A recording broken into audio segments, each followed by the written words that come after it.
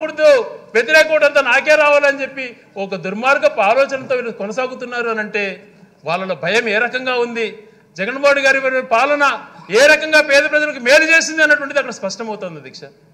అందుకనే తప్పుడు ఆరోపణలతో ఎప్పుడు కూడా ఏ రకంగా కూడా పేద ప్రజలకు మేలు చేయాలన్నటువంటి సంకల్పం లేకుండా రాజకీయ దురుద్దేశాలతో వ్యవహరించేటువంటి వీళ్లకు ఖచ్చితంగా రాబోయే ఎన్నికల్లో గుణపాఠం చెప్తారు అధ్యక్ష. ఈరోజు ఈ తక్కువ టైంలో కూడా అంటే 4.5 సంవత్సరాలు 2 సంవత్సరాలు కరోనా పోయినా కూడా రాష్ట్రంలో అనేక సూచికలలో నేషనల్ యావరేజెస్ తీసుకున్నప్పుడు అన్ని రంగాలలో పర్ క్యాపిటల్ ఇన్కమ్ దగ్గర నుంచి అన్ని రంగాలలో ముందు ఉంది అని అంటే అది జగన్మోహన్ గారి ముందు చూపు ముందు ఆలోచన అధ్యక్ష. పేదరికం తగ్గే విషయంలోనే కాకుండా ఈరోజు తలసరి ఆదాయంలో మనం ఈరోజు గతంలో కంటే కూడా ఎంతో ఇంప్రూవ్ అయినాం అధ్యక్ష.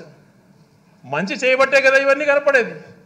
మరి కేవలం విమర్శలకే పరిమితమైనటువంటి మీరు మంచి ఇలాంటి చేసింది పరిపాలన ఇలా కొనసాగింది ఏది తీసుకొచ్చినా కూడా ఒక సాచురేషన్ మోడ్లో రాజశేఖర గారు అయితే ఎలా అవలంబించారో అదే రీతిలో జగన్మోహన్ గారి పాలన కొనసాగిస్తూ పెట్టినప్పుడు వాళ్ళకి ఇంత భాగం ఇది భాగం లేకుండా విపక్షమైనటువంటిది లేకుండా అందరికీ సమానంగా ఎలిజిబిలిటీ క్రైటీరియా ఇచ్చినటువంటి ప్రభుత్వాలు ఎక్కడ మనం చూడలేదు అధ్యక్ష.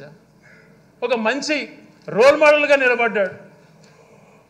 తను దాదాపుగా 124 సార్లు పైగా బటన్ నొక్కానని చెప్తున్నాడు. వాస్తవం అధ్యక్ష, నొక్కిన ప్రతి బటన్ కూడా పేదవాళ్ళ గుండెలకు తాకింది అధ్యక్ష. పేదవాళ్ళకు ఉపయోగపడింది.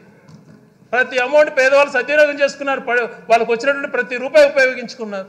అది ఏ రూపేనా ప్రభుత్వ పరంగా పేద ప్రజలకు అండగా ఉండాలని చెప్పి జగన్మోహన్ గారు ఆలోచన చేశారో అదే రూపంలో పేదవారికి చేరినప్పుడు వాళ్ళకు నిజంగా ప్రతి ఒక్క రూపాయి వాళ్ళకు ఉపయోగపడింది అధ్యక్ష.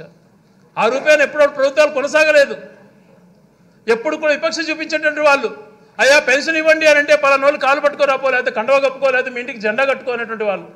అలా కాకుండా ఆయన ఏ పార్టీ అయినా కానీ ఏ కులమైనా సరే అర్హత ఉంటే చాలు ఇవ్వండి అని చెప్పి ఆలోచన చేసినట్టు ప్రభుత్వం అధ్యక్ష. ఇది ఇలాంటి మంచి పనులు చేశారు కాబట్టే విద్వేషంతో ఓర్వలేక ఇలాంటి మాటలు మాట్లాడుతున్నారు.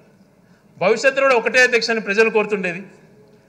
ఒక రాజకీయ నాయకుడిగా చెప్పింది చేసినటువంటి విధానం ఉన్నటువంటి వ్యక్తి, క్రెడిబిలిటీ కలిగినటువంటి వ్యక్తి, రాష్ట్రం ప్రశాంతంగా ఉండాలి, చేసేటువంటి ప్రతి ఆలోచన రేపు తరం గురించి ఆలోచన చేయాలి, మనం చెప్పేటువంటి మాట నిజాయితీగా ఉండాలి అటువంటి ఆలోచన చేసే వ్యక్తి జగన్మోహన్ గారు అయితే ఇదే చంద్రబాబు నాయుడు గారు నిత్యం సత్యదూరమైనటువంటి మాటలు, అబద్ధాలు, తను మాట్లాడే మాటలలో విద్వేషం, ద్వేషంతో కూడుకున్నటువంటి పర్సనల్గా ఏదో జరిగిన విధంగా మాట్లాడుతూ వ్యక్తిగతంగా ఊగిపోతూ ఆయన యొక్క ద్వేషం ఏ రకంగా ఉందో మనం గమనించుంటాం. ఈ మధ్యకాలంలో మాట్లాడిన మాటలు ఎలా ఉన్నాయి, ఎందుకు నీకు అంత విద్వేషం, ఎందుకంత పగ, నువ్వు ఏం చేసావో ఎందుకు చెప్పుకోలేకున్నావు.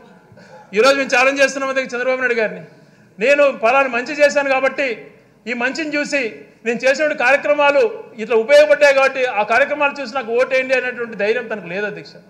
మేము చెప్తున్నాం మేము మంచి చేశాం కాబట్టి మేము ఫలాన్ని 2,53,000 కోట్ల రూపాయలు డీబీటీ ద్వారా కానీ అనేక రంగాల్లో 30 లక్షల మందికి పైగా అక్కచెల్లెలకు ఇళ్ల పట్టాలు ఇచ్చే విషయంలో కానీ ఇలా చెప్పుకుంటూ పోతే అనేక కార్యక్రమాల్లో నేరుగా మేము చేర్పించాం కాబట్టి మాకు అర్హత ఉంది అటువంటి మాట మనకు నిరూపణ అయింది. కాబట్టి వీటన్నిటిని చూసి జగన్మోహన్ గారికి అండగా ఉండమని మంచి చేశారు కాబట్టే ఇవన్నీ కూడా పేద ప్రజలకు డైరెక్ట్గా అందాయని చెప్పి తెలియజేసుకుంటూ మరొకసారి గవర్నర్ గారు ఏదైతే ప్రసంగంలో ప్రస్తావించిన అంశాలన్నీ కూడా వాస్తవంతో కూడుకున్న రూపాల్లో 4.5 సంవత్సరంలో ప్రజలకు అందినటువంటి అంకితమైనటువంటి ప్రజల కోసం పరిపాలన చేసినటువంటి ప్రభుత్వం కాబట్టి నిజంగా గవర్నర్ గారు కూడా అదే ఉటంకించారు అధ్యక్ష.